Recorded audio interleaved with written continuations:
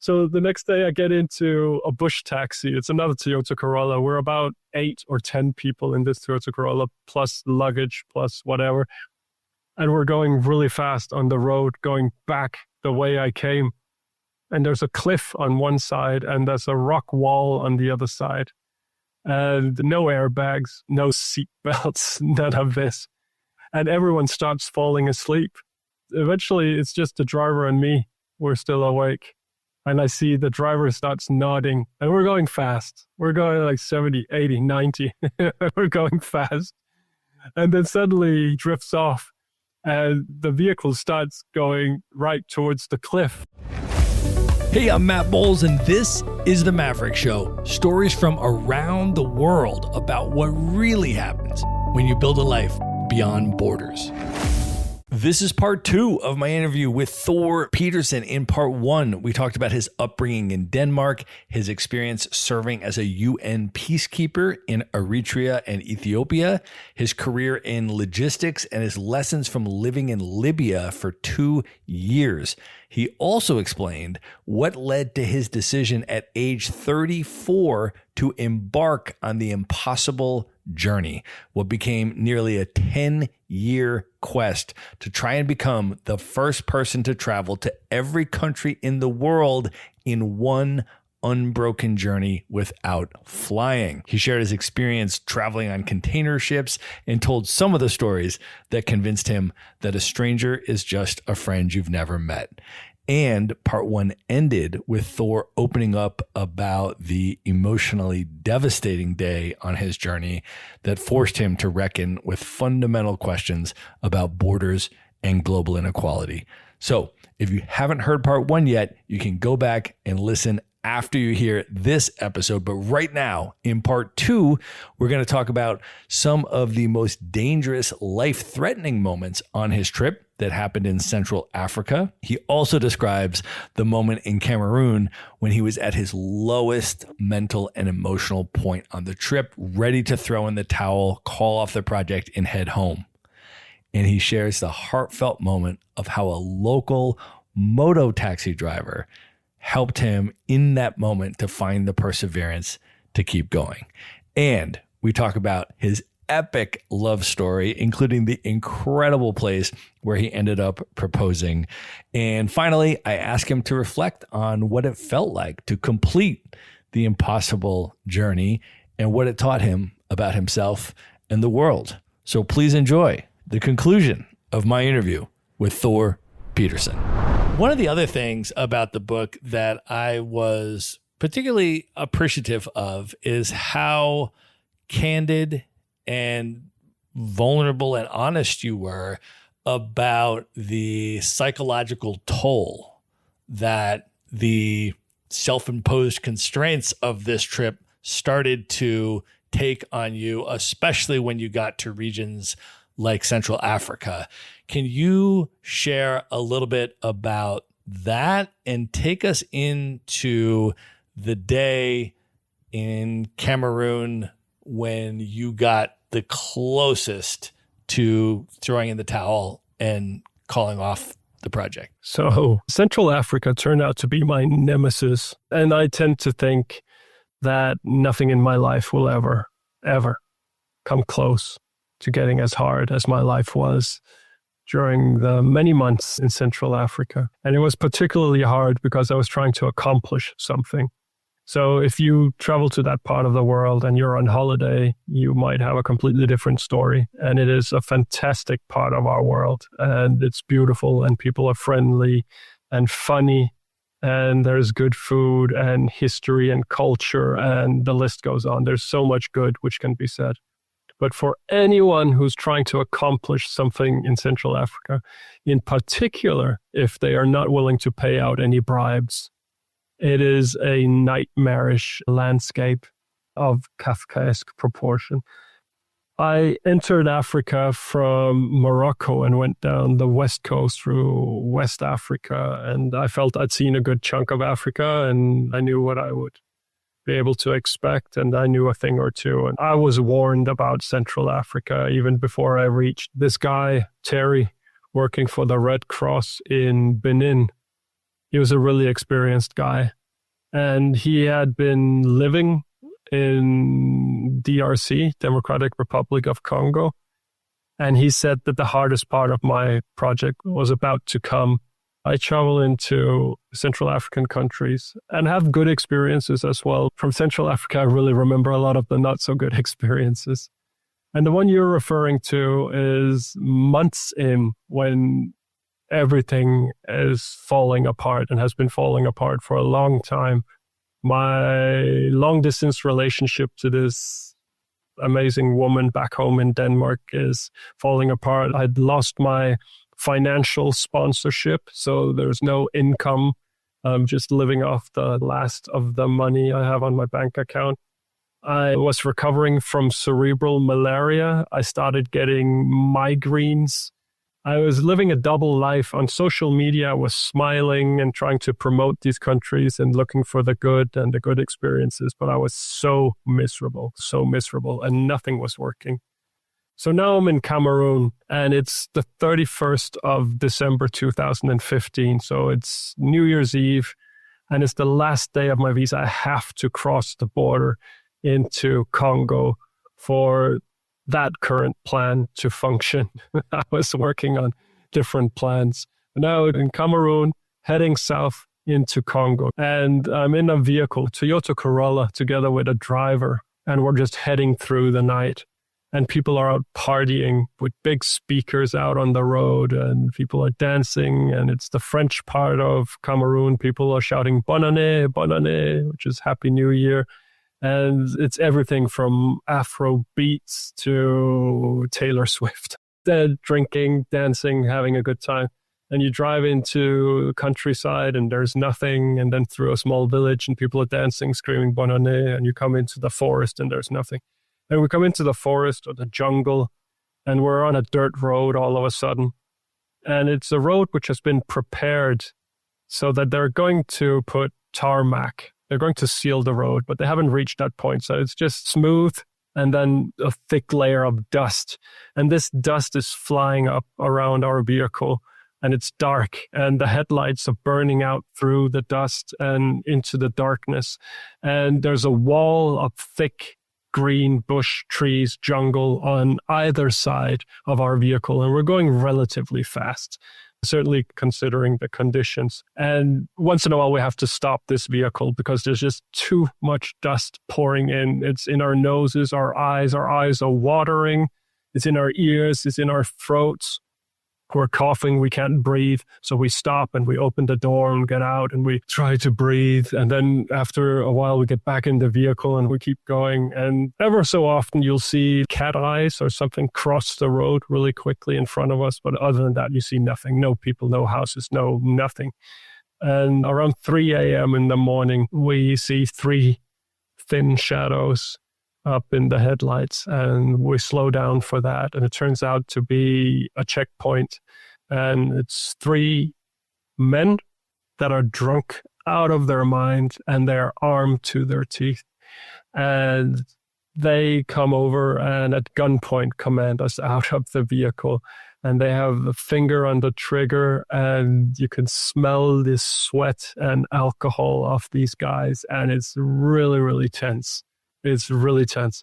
And from the moment they get me out of the vehicle and they see what I look like and they recognize I'm not local, but in fact, I look a lot like the people that have ruled over and have sucked their countries dry and have destroyed their countries. This entire weight of colonialism was just pushing down on my shoulders. And in particular, one of these guys got really, really aggressive. You see hate coming out of his eyes. And at gunpoint, finger on the trigger, alcohol, emotion. I have to say, I've been through hundreds of checkpoints, and they come in all sorts of sizes. And most of them aren't really scary or not even intimidating. This one, by far, is the most dangerous checkpoint I've ever stood at. I was 100% convinced that was the end of the line. I thought I had seconds, maybe minutes to live before they would shoot me by accident or shoot me out of rage. So I thought that was it. It was a rough night. And that went on for about 45 minutes, which could have been forever. But after 45 minutes, they just let us go. In a very aggressive fashion, they let us go. But they just let us go. It's like, get out of here. Go, go, go. And I don't know why. I stayed calm throughout all of that. I tried to stay as professional. You can't do any quick movements when you're gunpoint and finger on the trigger. Anything you do, you risk them squeezing that trigger just a little bit more. Anything you say, anything you don't say, it's so high risk. But they let us go. And we got into the vehicle halfway thinking they'll start shooting at the vehicle just for sport. And we roll out of there. And when we were at a certain distance, he floored it. And we were just out of like bats out of hell. So you tell a story in the book about the moment when you are ready to literally go to the airport. You are ready to leave, get on a plane, and go home. And then you end up not taking the trip to the airport. Can you take us to that particular moment, and then what stopped you from going to the airport? So that was in the south of Cameroon at a different border. The checkpoint story, I'm on my way to Congo. Just west of Congo, you have Gabon. And I was trying to go to Gabon. I'd been to Gabon already once within the project, and I just needed to get back and retrieve my bag and hopefully enter Equatorial Guinea. So I was having the hardest time crossing this border from Cameroon into Gabon. I had all my paperwork in order and had far more paperwork than what I needed. I just had extra paperwork just in case, extra vaccines, extra everything. I was so well prepared, and they were just toying with me. And I was not willing to pay a bribe. That was perhaps a part of it. Sometimes a part of it is also just a power play that on that day they get to control if I cross or if I do not. And they kept sending me back to Yaoundé, which was 2 days away, through perhaps 20 checkpoints, riding a bus up to Yaoundé, running a marathon between 7, 8, 9 different offices, finding people who are out for lunch and not coming back for the rest of the day to get stamps and signatures and forms filled and this kind of stuff, to come back to the border with Gabon to get denied crossing yet one more time, because they want some other paperwork from Yaoundé, and you go back again. I had done that trip 4 times. The 2 days back to Yaoundé, 2 days back to Gabon, through 20 checkpoints each way, going through government offices. I'd done that 4 times with my migraines, my long-distance relationship in shambles, with no sponsorship, with no one caring about what I was doing, with no respect about what I was doing, with my social media in low numbers, just nothing was going my way. I was so frustrated. I was so broken. And I had met this man in Yaoundé who promised me that he would help me. When I reached the border, I should call him and he would help me. And I was so sure he was going to do this. And when I was at the border and I needed his help, I called him and he went like, no, he changed his mind, and he hung up. I was just alone. I was so alone. I've never felt this alone in my life. I wasn't doing this for me anymore.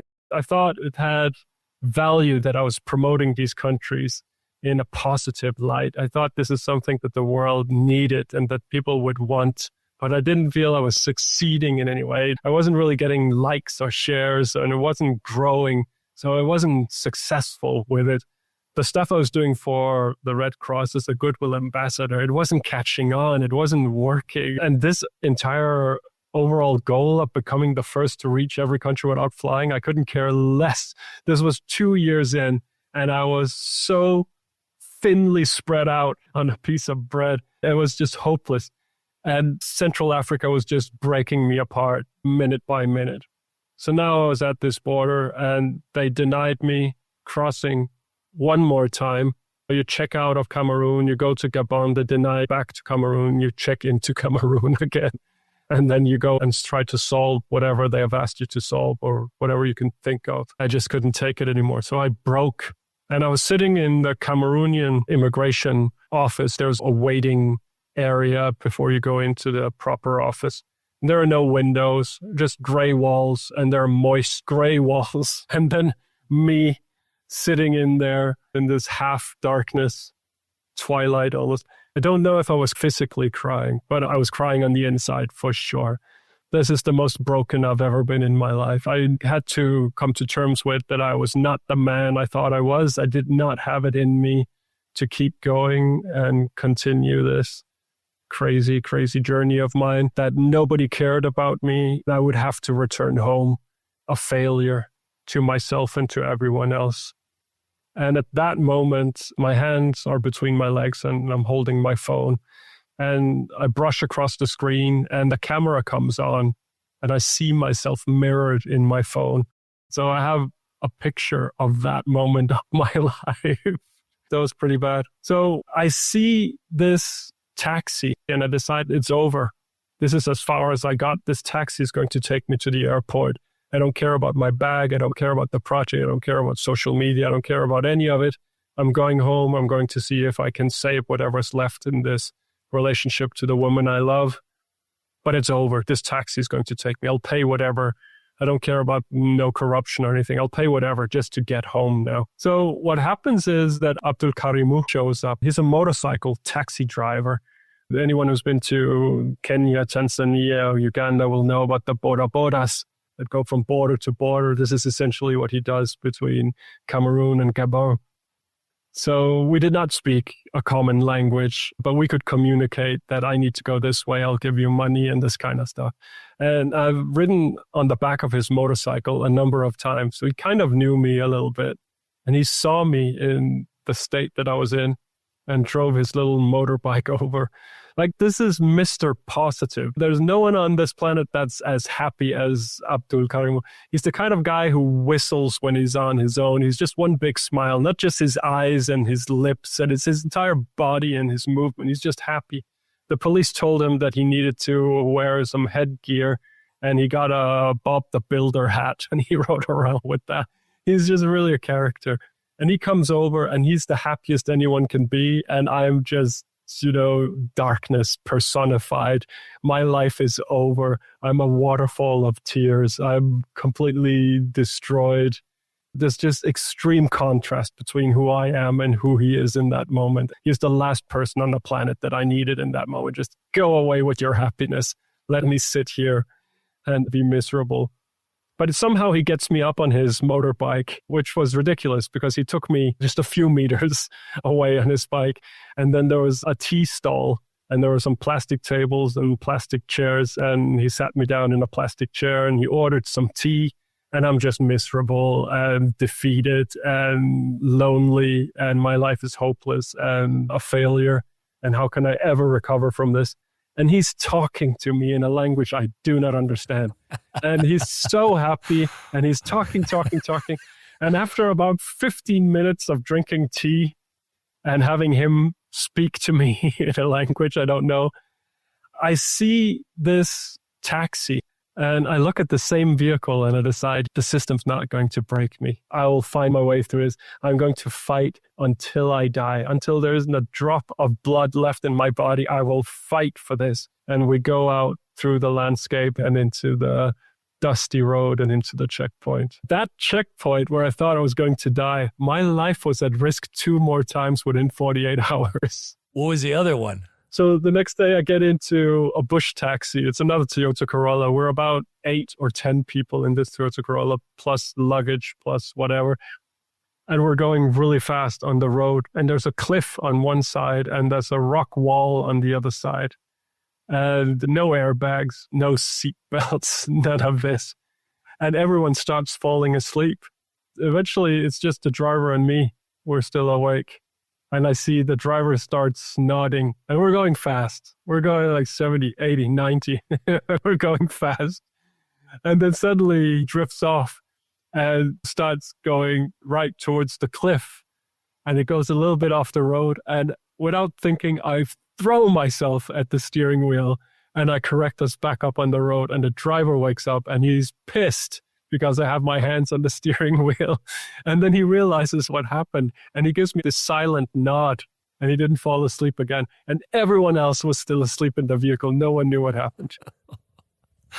Unbelievable. Well, one of the other major themes throughout the book over the course of the entire journey was your epic love story. You just mentioned the moment when things were closest to the bottom in terms of your relationship. Can you share a little bit about that moment, how you got out of that moment, and then please tell the story of where you proposed? In Cameroon, I was so busy with making things work and nothing was working. So I was working overtime, and the migraines and the corruption I was trying to deal with without paying any bribes and everything. I was working overtime, and she was busy. She had now become a doctor, and she was starting her residency and working her way towards her PhD. And long distance relationships are hard. Don't let anyone tell you anything else. It takes work. People say, oh, if it's meant to be, it's not supposed to be work, but it's not true. It's work. You have one person somewhere and the other person somewhere else, and you're communicating through a screen and texting and this kind of stuff. You can't be 1,000% intimate all the time. The relationship won't hold. It will be too intense.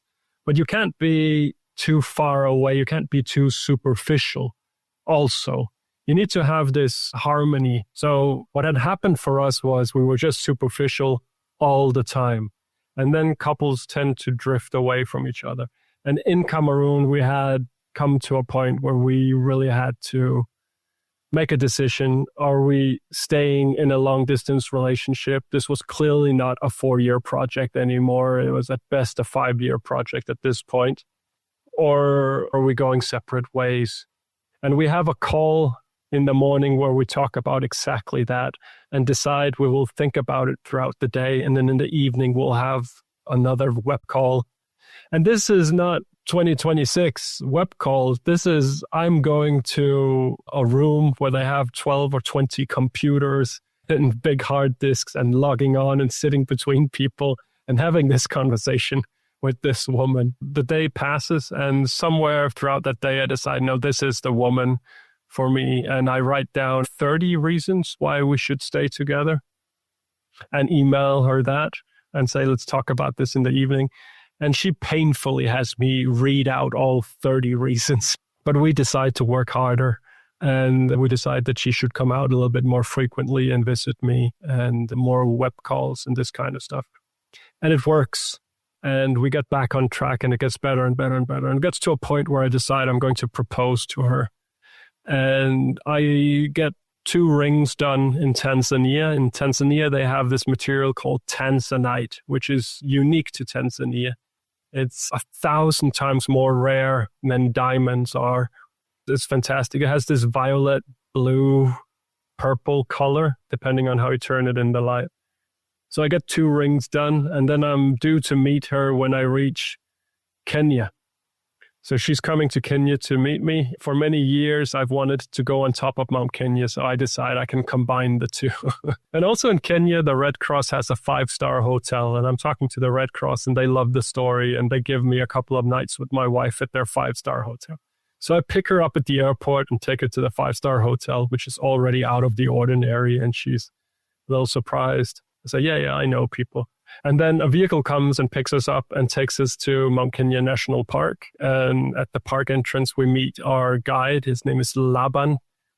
And we point at the peak and go like, that's where we're going. And she goes like, you guys are crazy. She doesn't have any equipment. She doesn't have mountaineering experience. This is nuts. They go like, no, you'll be fine. Laban is here. I'm here. Here's a jacket. It's going to be okay. And it's a 3-day hike to get up on top of Mount Kenya. And for 3 days, I'm going back and forth on, am I really going to ask her? Is this really going to happen? Is this really, really the one? Is this what I want to do? And these rings are just burning a hole in my pocket. And it's a beautiful hike. And we come up the mountain, and I'm thinking, Hakuna Matata. I'm thinking Lion King, the roof of Africa, looking across this majestic landscape, and the sun will come up over the horizon and beautiful sunrise, and the animals will kneel and all of this. And we walk into a snowstorm, It's just everything is just covered in ice. The flowers on the mountain are covered in ice. The rocks are covered in ice. It's slippery. We're sliding about. We get up on top. It's so windy. It's crazy windy. It's a complete whiteout. There's no view whatsoever. Laban is gesturing to me that we have to get down. We have to get down now. We can't stay up here. And I'm looking for the optimal conditions to ask her to marry me up on top of this mountain. So I signal to Laban, just give me a few seconds here. And I look around and there's a big rock and I get her behind the rock and we get out of the wind for a second. And I go like, well, I better get on one knee.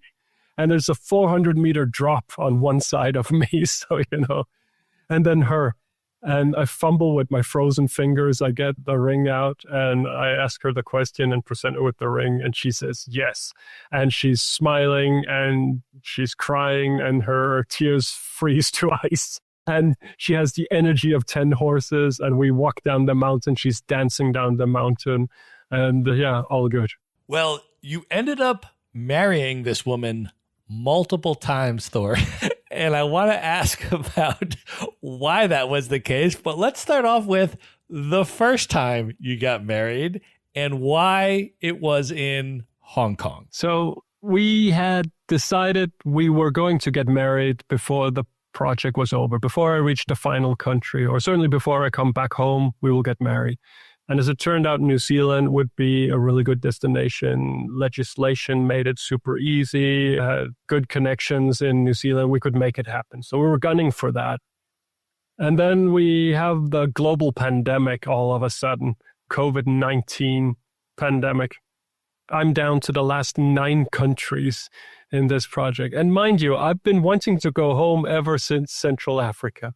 No more waterfalls, no more nothing, no more nonsense, just anything I need to do to get through this project, get to the last country and go home. And it goes from 2 years to 3 years to 4, 5, 6 years. And then we have a global pandemic and I am going bonkers.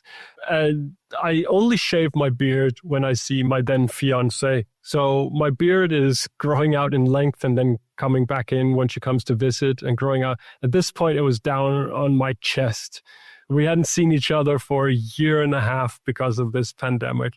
And now it's 7 years in and nobody knows when it's going to end. And you have anti-vaxxers and whatnot. And it's just one big headache.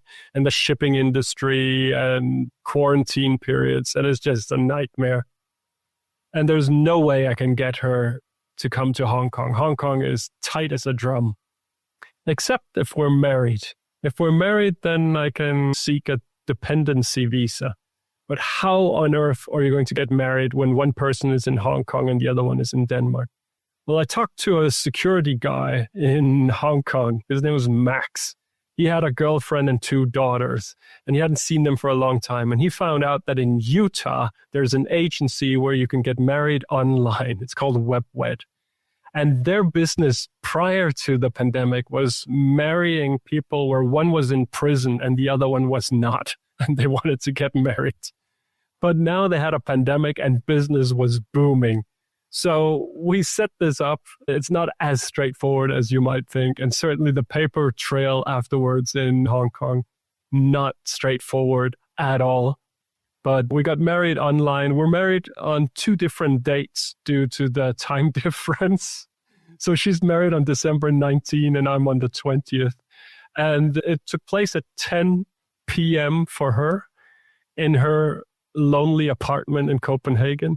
And at 4 a.m. for me in my lonely apartment in Hong Kong. And then 8 or 10 people logged on as well. And as soon as it was over, everyone shut down the app and everyone was alone again. That was our first wedding. So you get stranded in Hong Kong for 2 years, right as you're approaching the end of this journey. You don't know how long it's going to be. You're indefinitely in limbo in Hong Kong. How did you keep yourself motivated and inspired in Hong Kong while you were just waiting this thing out for a time period that just kept going and going and going? And share a little bit maybe also about what your life was like in Hong Kong and what you learned about Hong Kong by being there so long. So I was scheduled to be 4 days in Hong Kong, and I'm being hosted by a wonderful expat family. The husband is from the UK, the wife is from China, and 2 young boys. And I'm staying in their home, and life is pretty wonderful. I just want to get home, but this is not as bad as many other situations. I'm staying with a wonderful family. They're cooking for me. Hong Kong is really cool. So 4 days turn into 5 days, 6 days. And then suddenly Palau closes its border to China and Greater China, which is also Hong Kong and Macau. So now I cannot go to Palau anymore, and Taiwan closes its border. So everything is like dominoes that start falling over, and then eventually they call it a pandemic. Now, within that period, I realized I have no control. So once I lost control, once it was a global pandemic, I had to regain a sense of control. And what I did was I set myself a goal. And the goal would have to be hard enough to be rewarding, but easy enough that it wouldn't push me off balance and things would get worse. So what I did was I looked up what's the tallest mountain in Hong Kong. A lot of people might not know that Hong Kong is 75% nature and only 25% urban territory. And it has mountains that are 4 times higher, the highest point in Denmark. Denmark's pretty flat as is, but they've got pretty high mountains in Hong Kong. And the highest one was just short of 1,000 meters. So I decide my goal is I'm going to make it up on top of that mountain and back down again today. And I did it, mostly just riding buses up to the mountain and walking the last little bit up. So it wasn't this big mountaineering expedition, but I did that. And then this led to the next task I set myself, and the next task, and the next task. And there was an evolution within that, which led to me running an ultra marathon, covering a distance of 100 kilometers, going up and down an elevation equal to half the height of Mount Everest, and clocking all of that in less than 20 hours. It just got crazier and crazier and crazier. Somewhere in between all of those challenges I set myself, while everyone was reassuring me that the pandemic would soon blow over, or that vaccines were about to come, or that they would be able to get me on a ship and we could negotiate with governments and get me inside countries and all this stuff. CNN heard about me and did a story on me. And when CNN did a story, I didn't do anything else than interviews for a good 3 weeks. That really boosted my profile internationally as well. And that opened a lot of opportunity in Hong Kong. Suddenly I was collaborating with Hong Kong Tourism Board, various hotels in Hong Kong. I was doing online talks across schools and companies in Hong Kong. And yeah, it was pretty good. And then 11 months into my stay in Hong Kong, immigration was far less accommodating than what they had been prior to that. So in the initial months of the pandemic, everyone understood that this was out of control. No one could do anything. We were trying to help each other. 11 months in, immigration, they were really pushing me to leave Hong Kong. This is our job. We're here to make sure you do not overstay. We cannot keep extending your visitor's visa. So long story short, I got a job in Hong Kong and switched status so I could have a work visa. But that was also a part of being able to get my temporary residency card, so that when I was married to my wife, our online wedding, I could push the paperwork which was needed to get her into Hong Kong. I ended up working 13, 14 months maybe for the Danish Seafarers Church in Hong Kong, servicing container ships. The seafarers cannot come ashore, but they have long lists of whatever they need, e-cigarettes and PlayStation consoles and all sorts of stuff, shaving foam and whatnot. So I go shopping in Hong Kong and I bring this to the ships and organize hikes across Hong Kong for the Danish people living in Hong Kong. And I do all sorts of stuff. My wife comes and stays 100 days with me in Hong Kong, goes back home, but now she gets a temporary residency visa while she's there. So she makes it back to Hong Kong for a second time, for a shorter period though. And then eventually after 2 years, I get to go on a ship to Palau. So you are eventually able to complete this journey. Your final country is the Maldives.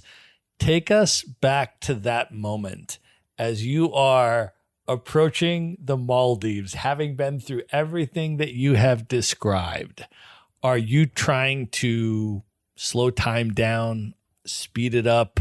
Is there any part of you that feels empty at the moment you succeed? I've heard some ultra endurance athletes describing that, for example.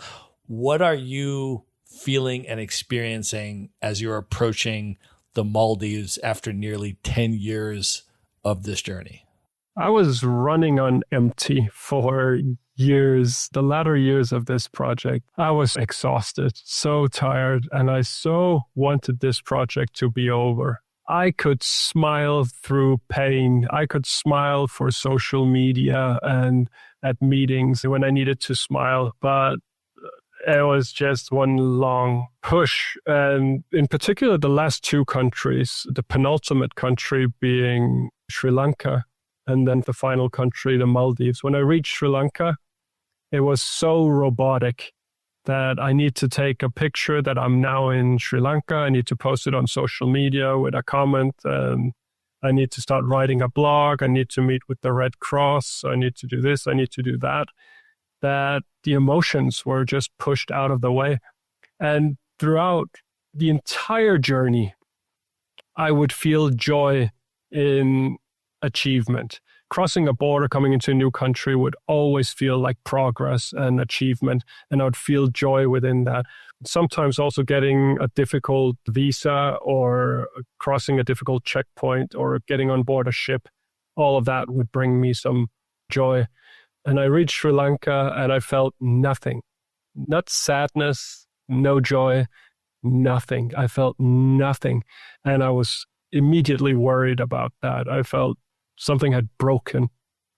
And then Mike Douglas, who is the director of the documentary film about my journey, he came to Sri Lanka to film with me there and then joined the final ship to the Maldives. So I had a great time with Mike in Sri Lanka. It was just on my arrival, I didn't feel that boost of reaching a new country. But I had a great time. Sri Lanka is magic. I love Sri Lanka, and we had a great, great time. And we had a lot of success filming there. We had a long, complicated list of things we needed to get done, and everything worked out. It's just the kind of place where things work out. We get on this ship and we go to the Maldives, and I'm not feeling it. I'm not feeling the joy. I'm not feeling anything. I think it's comparable to someone doing a long sentence in a prison somewhere. And they really want to get out, but when the day comes, they're a little bit worried about what happens when they walk out through the gate or when they come back out on the street.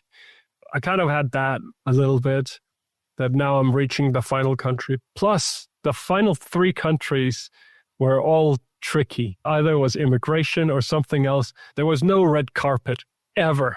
I thought I would be cruising. The last 10 countries, I thought I would just be welcomed on the beaches, on the shores by ministers, but this never, ever, ever happened. It was hard work up to the very last moment. And even the Maldives, I was advised that I couldn't leave the ship. I was like, this is ridiculous. We're here now and I can't leave the ship. So we're going through all these loops. And then finally, I come to the Maldives and friends are there, family. A very good friend, Jesse, had arranged for me to have a celebration at a resort, and the resort was sponsoring it. And it was all magical, but not so much for me. I felt nothing reaching Maldives, no joy, not bitter, not scared, felt nothing. It was just very mechanical. And immediately everything that I needed to do started. Meeting with the Red Cross, then there were so many interviews, smiling for cameras. Now, everyone who came to visit me, they had a great time at this resort. Beer and drinks and diving and lying in the sun. It was just work, work, work, work, work for me. I had reached the final country in the world without flying. The project was successful at this point. I would say it wasn't completed. It kind of felt completed when I returned back to Denmark, but it was successful. at the point I reached the Maldives. And the story broke, and I was doing so much media. So then at the point when I reached the Maldives, there was still an open question. Am I going to go to the airport and fly home from the Maldives? Or am I going to make my way home over land and sea? And I really, really wanted to get home as fast as possible. But I was seriously concerned that my mind would crack if I went to the airport and then within 48 hours, I was suddenly back in Denmark. I was not sure that on the back of 9.5 years of traveling through this tunnel of countries, being in a prison of my own making, under these strict rules, brainwashed into doing what I was doing, and then suddenly just being back home, I was so worried that I wouldn't be able to take that mentally. So I decided it would be healthy to go home slow. And I had this option because Maersk, which is a Danish shipping company, they offered me they could take me all the way home without flying. So I went back to Sri Lanka with one ship. From Sri Lanka, I went back to Malaysia with one ship. And then from Malaysia, I joined one ship for 33 days, which was magic. You can just slowly count down 32 days, 31 days, 30, and they are scheduled. There is no delay with these ships. So you know you're going to be back in Denmark, and you could plan a party and have people come and receive me in the port when I came back to Denmark. So that was very healthy for me. Plus, on board the ship, I had an internet connection, and it gave me plenty of time to reply to written interviews, which there were plenty of. And then it was nice, slowly going across the Indian Sea, coming into the Red Sea and going through the Suez Canal for the second time and coming into the Mediterranean. The Mediterranean was tricky. The moment we reached the Mediterranean, that triggered my Libya experience. And I had a hard time looking at the ocean. I was worried I would see floating bodies, and it just all came back to me. But after a few days, that went away. And then just passing European countries. And then we came around Spain and Portugal, and then across the Biscay. And then we were in the English Channel, and the temperature changed. The temperature dropped to something that felt homely and familiar. And also there were wind farms at sea. You don't see that a lot around the world. Usually you see land-based wind turbines, but up around Europe and some places around China, you have these huge turbine farms at sea. And it started to look like Denmark, and the humidity dropped. Finally, I was home, and then I felt happy. Well, since you've been home, one of the things that you've done is a TEDx talk, which I have seen. And the way you open that TEDx talk is you say that if I could go back in time to 2013, you would tell yourself not to embark on this journey. Why? It came at an extremely high price. I had no idea how much work was involved in pulling off a journey through every country in the world without ever returning home and without ever flying. It's an unbelievable workload. I had no idea it would take so many years out of my life. And my life has been at risk several times throughout all of this, from cerebral malaria to being at gunpoint to being on ships. 3 of the ships I have traveled on are confirmed to be at the bottom of the sea today. So how about that? Why would I ever let myself embark on something like that? And even to this day, you have people debating if this was a vanity project and if this was self-centered and if I could have served my country better by taking a job and paying taxes and this kind of stuff. So the value of what I did is still debated. It's a paradox, right? I wouldn't be the man that I am today if I had not gone through everything I had gone through.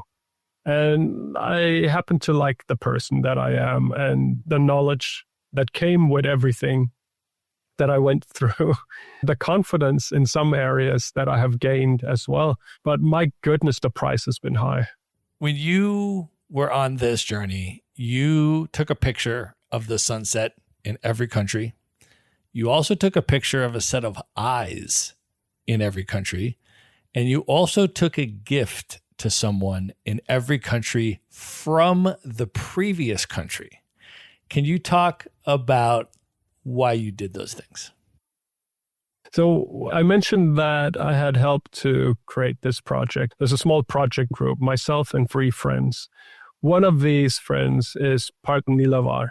He's originally from India. He lives in Berlin and has been living in Germany for quite a few years.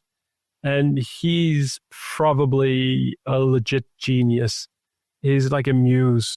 You sit across from him and he's just starts spitting out ideas. And I have no idea where all these ideas come from, but they're all great. And you want to do every single one of them.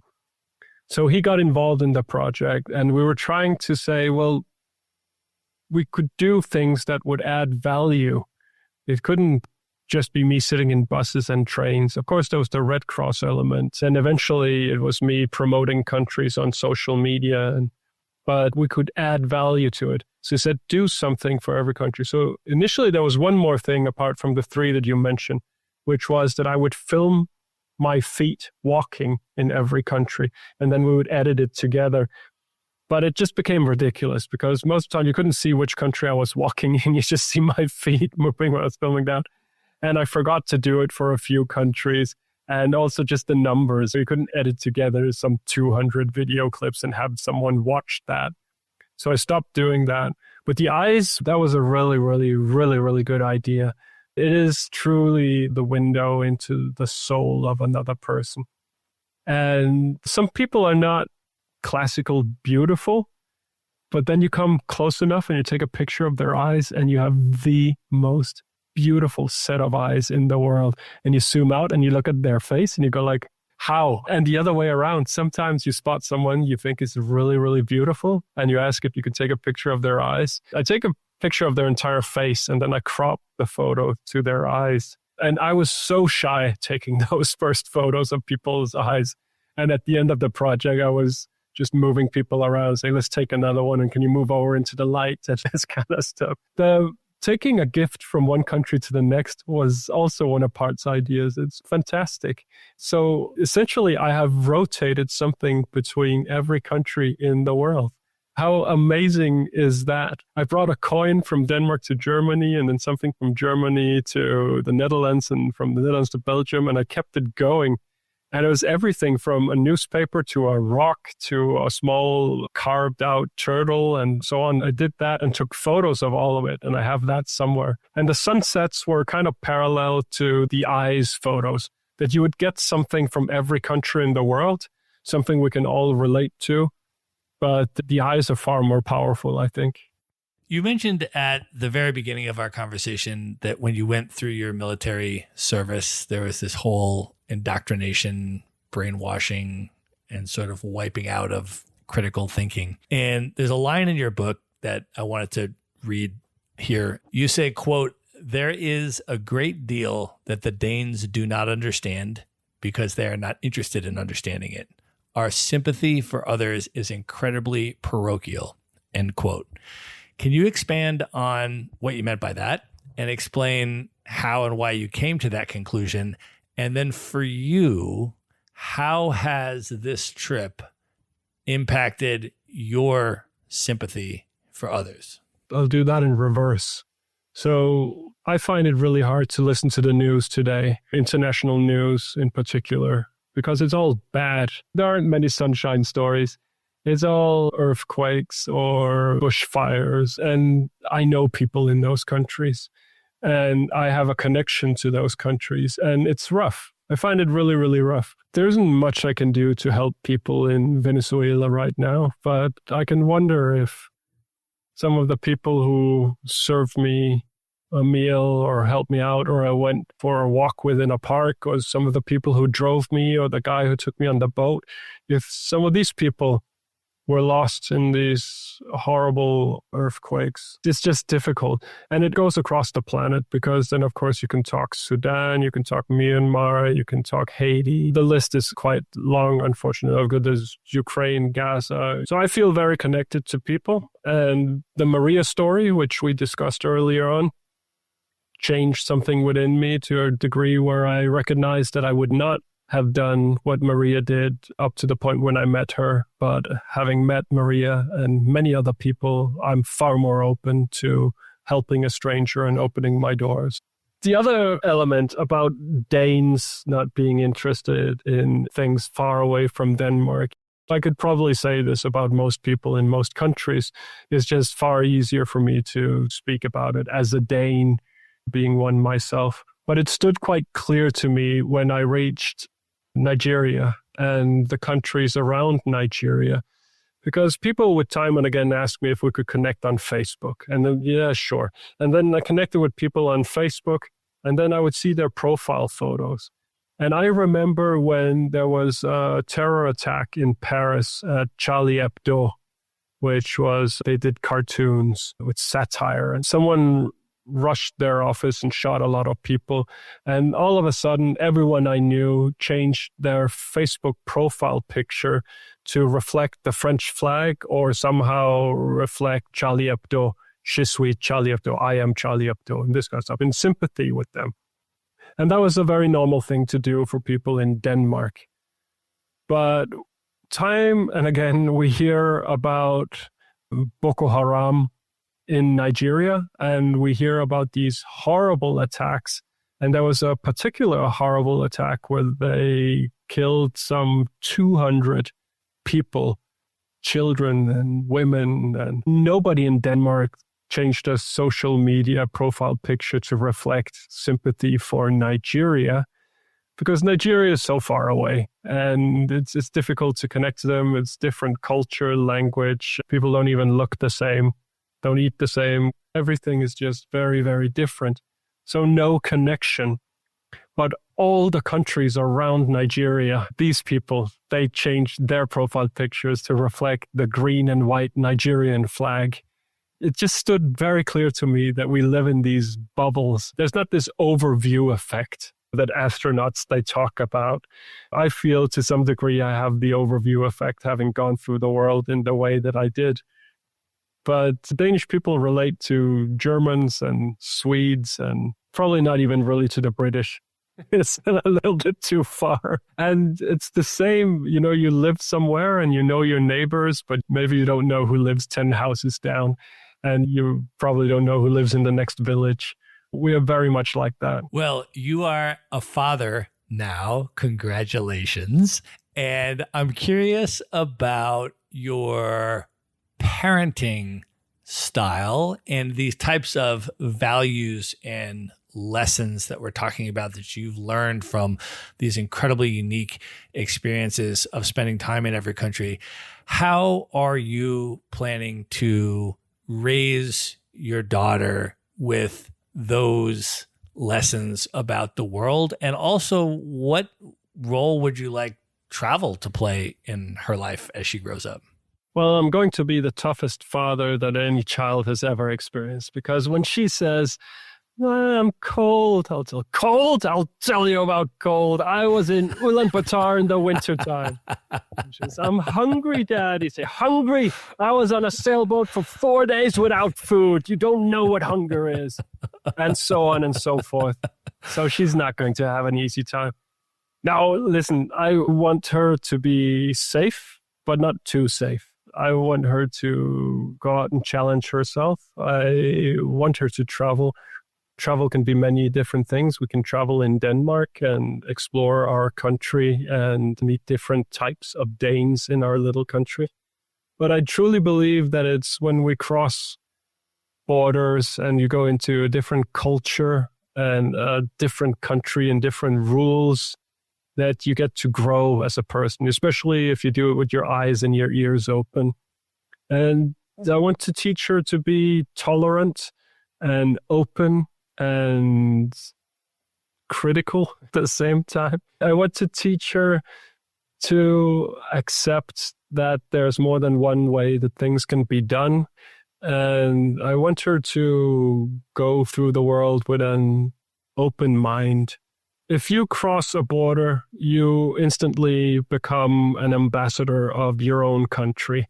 You might meet someone who's never met anyone from your country before. And whatever you portray, the way they come to see you is going to reflect directly on your country. So if I'm the only Danish person that someone in, let's say, Nigeria again, has ever met, and I behave and I'm kind and I'm smart and I'm funny and I'm helpful, then they will think of Danish people like that. But if I'm a complete asshole, then they might think of my country like that. So I want to instill that in my daughter, to remember that wherever she goes, she's an ambassador and she should be on her best behavior. What did you learn about yourself as a person over the course of this journey? Who is Thor Pedersen today compared with who he was in 2013? I know that I can push through tough times like I never knew before. This was an education beyond anything I've gone through before. I have my formal education. I have a lot of knowledge from my work life prior to this project, but this was so many things. So Thor Pedersen is a well-educated individual. It's someone who's very tired, still very, very tired.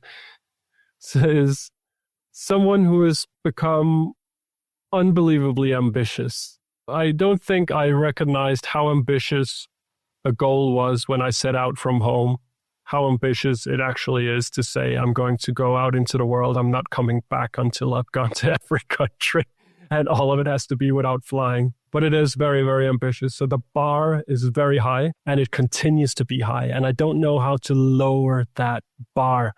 So I'm in a position where my book is out in 2 languages. In Germany, it has sold more than 10,000 copies, which is fantastic for most people.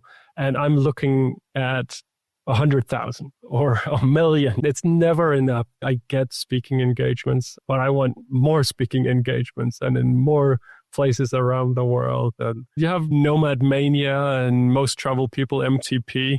And you can go and measure yourself up against the most traveled people in the world, because one thing is reaching every country, but then there's also a list of destinations throughout all of the world's countries. And the list is beyond 1,300 locations you can visit, places you can go to. And I'm trying to climb that ladder as well. And I'm trying to tell myself that I don't need to be number 1 on that list, but we'll see as I get closer. I think I'm a humanitarian. I do want to look out for the less fortunate people, especially having seen what I have seen. I am a person who can speak positively about every country in the world, even the countries that people do not want to hear a single positive word about. I have positive stories and knowledge which is positive about those countries. So I'm that person as well. So Thor Pedersen of 2026 is a lot of things. Well, you mentioned your book, which is out now and available wherever you buy your books. Folks, I want to put in a strong recommendation for this book, whether you like to read it, whether you like the audiobook, it's available everywhere. I flew through this book. It has incredible storytelling. It is very well written. And if you like the stories that you heard us talk about here today, there are many, many more where those came from. So we're going to link up in the show notes where you can get the book, The Impossible Journey. You also have a documentary, full-length feature documentary that I am going to see in person with you, Thor, at the Extraordinary Travel Fest in Bangkok, Thailand in October of 2026. I haven't seen it yet. What can I expect? And anybody else that would like to come to the Extraordinary Travel Fest to meet you in person and see your film, tell us about the documentary. The documentary is a bit of a masterpiece, I think. And I've gone to a few film festivals now, and I've learned to say that I am the subject of a full feature. I think that's the way to say it. I'm the subject of a full feature. The one who made it a masterpiece is Mike Douglas, a Canadian. He's a legend in his own right. He is just Mr. Magic, and he works so hard on this film. He got so much out of so little, because I truly did not film a lot. I took a lot of photos, but I didn't leave much video behind. and he put it together and the storytelling. And he has managed to take a nearly decade-long story covering every country in the world and summarize it in a 1 hour and 40-minute documentary. People are complimenting the humor within it, the storytelling, that you're never bored. From the beginning to the end, you're just following through the entire film.